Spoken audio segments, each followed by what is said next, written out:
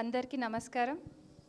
సభను అలంకరించిన కేటీఆర్ సార్ గారికి, కమలాకర్ అన్న గారికి అండ్ అందరు పెద్దలందరికీ అండ్ కరీంనగర్ నుంచి ఇంత దూరం వచ్చిన అందరు కార్యకర్తలకి అందరికీ నా ధన్యవాదాలు. అండ్ ఇంతమంది సమక్షంలో ఈ పార్టీలో జాయిన్ అవ్వడం చాలా సంతోషంగా ఉండింది.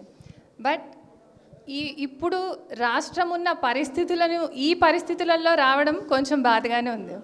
ఎందుకంటే తెలంగాణ రాకముందు పరిస్థితులు ఎలా ఉండేదో ఇక్కడ ఉన్న అందరికీ కూడా ఐడియా ఉండుంటుంది. అప్పుడు కరెంట్ సరిగా లేకుండే, వాటర్ సరిగా లేకుండే అండ్ రైతులకి చాలా కష్టం ఉండే అండ్ ఎడ్యుకేషనల్ ఇన్స్టిట్యూట్స్ కూడా అంత డెవలప్ లేకుండే అండ్ ఉమెన్ సేఫ్టీ ఎవ్రీథింగ్ అన్నిట్లలో కూడా మన స్టేట్ కొంచెం వెనకాలనే ఉండే.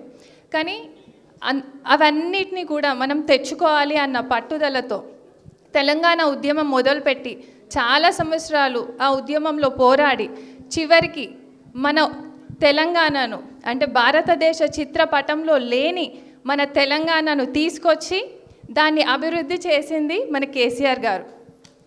అంత అభివృద్ధి చేసి మనకి 10 సంవత్సరాలు అన్నీ ఇచ్చారు, వాటర్ ఇచ్చారు అండ్ రైతులకి చాలా అసలు పంటలో ఎంత తేడా ఉండేదో. ఎందుకంటే మావి కూడా అందరి ఆల్మోస్ట్ ఇక్కడ ఉన్న వాళ్ళందరివి కూడా చాలా వరకు రైతు కుటుంబాలే. మన అందరికీ కూడా ఆ తేడా తెలుసు. ఈ లాస్ట్ 10 ఇయర్స్లో ఎంత డెవలప్మెంట్ వచ్చింది అన్నది వ్యవసాయం కానీ అండ్ అందరికీ కూడా ఎవరి వృత్తులు కూడా వాళ్ళు చేసుకోవడంలో కానీ అండ్ యాజ్ ఏ డాక్టర్ చాలామందికి కిట్స్ ఇచ్చారు, కేసీఆర్ కిట్స్ అందరు గర్భిణీలకు కూడా. అండ్ గవర్నమెంట్ ఇన్స్టిట్యూట్స్లో డెలివరీ సంఖ్య ఎంత పెరిగిందో యాజ్ ఏ ప్రైవేట్ డాక్టర్ నాకు తెలుసు. ఎందుకంటే గవర్నమెంట్ ఇన్స్టిట్యూట్స్లో డెలివరీస్ని పెంచడం అంత ఈజీ ఏం కాదు. చాలామంది అక్కడ వర్క్ చేసే డాక్టర్స్ని పెంచాలి అండ్ అక్కడ ఉండే ఎంప్లాయీస్ని పెంచాలి, వాళ్ళ శాలరీస్ చూసుకోవాలి అండ్ స్టేట్ మీద అది చాలా బర్డెన్ పడుతుంది. ఈవెన్ దో అంత బర్డెన్ ఉన్నా కానీ గవర్నమెంట్ ఇన్స్టిట్యూట్స్లో డెలివరీస్ని చాలా ప్రోత్సహించారు.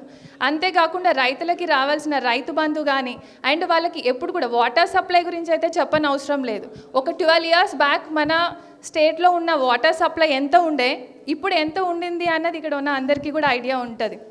అండ్ ఇంత డెవలప్మెంట్ చేసిన తర్వాత ఇప్పుడు లాస్ట్ 21 మంత్స్ 21 నెలలలో మనం ఏం చూస్తున్నాము అన్నది మీకు కూడా తెలుసు.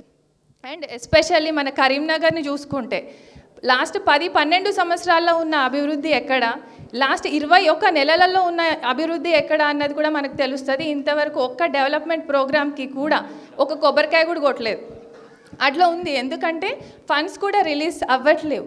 సో ఇవన్నీ చూసిన తర్వాత అందరు కూడా చదువుకున్న వాళ్ళు కూడా అందరు ఎడ్యుకేటెడ్ పీపుల్ కూడా ఖచ్చితంగా పాలిటిక్స్లోకి రావాలి అండ్ బీఆర్ఎస్తోనే అభివృద్ధి సాధ్యం అవుతుంది అని ఒకసారి అది అందరికీ అర్థం అవుతుంది ఆల్రెడీ. సో అందుకోసమనే నేను బీఆర్ఎస్ పార్టీని ఎంచుకున్నాను అండ్ ఇందులో జాయిన్ అవ్వడానికి కూడా వచ్చాను. అందరు అదే అడుగుతున్నారు, ఎందుకు ఇప్పుడు ఈ టైంలో ఎవరు ఎక్కువ జాయిన్ అవ్వరు, మీరు ఎందుకు జాయిన్ అవుతున్నారు అని. ఎందుకంటే అందరికీ అర్థమవుతుంది స్టేట్ ఎక్కడి నుంచి ఎక్కడికి పడిపోతుంది అన్నది.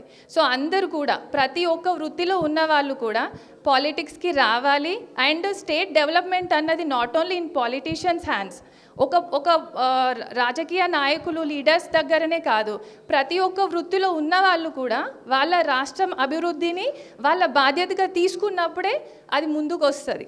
కాబట్టి అండ్ బీఆర్ఎస్ పార్టీతోనే మనకి అభివృద్ధి వచ్చింది అన్నది మన అందరికీ తెలుసు. సో నేను ఇంకా చాలామంది కూడా ఒకవేళ ఈ స్పీచ్ విన్న వాళ్ళు ఎవరికైనా నేను చెప్పేది అంటూ ఉంటే ఒకటే, అందరూ కూడా రాజకీయాలలోకి రండి.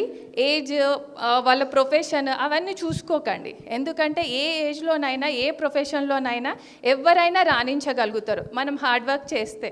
కాబట్టి అందరూ కూడా రాజకీయాలలోకి రావాలి అండ్ ఇప్పుడున్న పరిస్థితుల్లో మన స్టేట్కి న్యాయం చేయగలిగింది అంటే మాత్రం బీఆర్ఎస్ పార్టీ. సో అందరినీ కూడా నేను అదే సజెస్ట్ చేస్తున్నాను. Thank you very much. జై తెలంగాణ.